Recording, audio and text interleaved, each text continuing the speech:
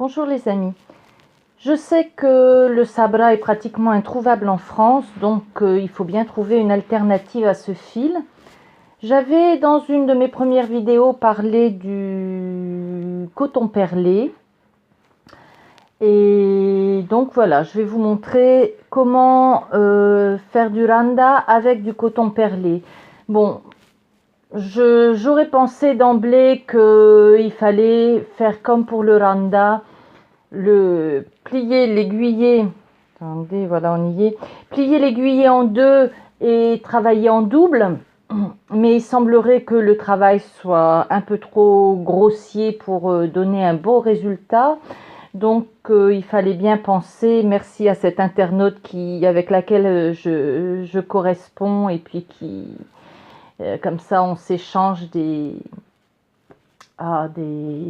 questions, des réponses, et ça permet d'avancer. Donc suite à sa question et surtout à son commentaire disant que le coton perlé doublé c'était bien trop épais, j'ai essayé de le faire avec un fil simple, mais il fallait trouver le moyen de commencer l'aiguiller, puisque bon, au randa traditionnel, l'aiguiller se commence par une boucle, on pique dans le tissu et ensuite on passe dans la boucle. Donc là, avec une aiguillée non doublée, c'est pas possible, il fallait trouver un autre moyen. L'autre moyen, il est relativement simple. Il suffit de commencer le tissu comme quand on l'arrête. Alors que je cadre bien, voilà. On passe l'aiguille dans la rainure, la pliure du tissu.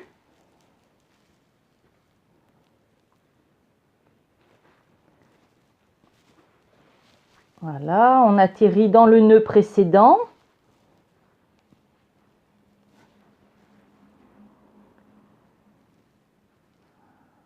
Hop, voilà, et puis il suffit de faire le randa tout à fait normalement et le point va tenir. Voilà, hop, et le point tient tout à fait. Donc vous voyez, c'est pas compliqué, il suffisait d'essayer. Et donc ça offre un avantage certain pour les gens qui ne vont pas au Maroc et qui ne peuvent pas ramener du sabra. Le fait de le faire, bon là c'est même pas un coton perlé, c'est un coton à crocheter que j'ai dans une bobine comme ça. Bon, quand elle était pleine, mais vous savez, c'est ces bobines là, on en trouve partout on en trouve absolument partout dans le commerce. Donc c'est du coton à crocheter. Avec du coton perlé, on peut le faire exactement de la même façon.